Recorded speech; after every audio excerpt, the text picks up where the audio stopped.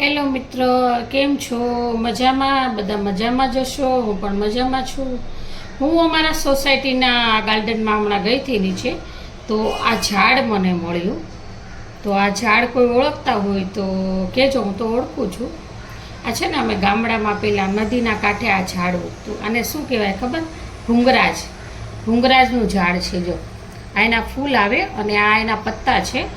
આપણે ચોળીને તેલમાં નાખીએ ને તો ડાયની જરૂર નથી પડતી. તેલ એકદમ કાળું થઈ જાય. હું તમને બતાવું છું. જો આ એક પત્તું લઈને ચોળીને બતાવું છું, કાળા થાય છે કે નહીં.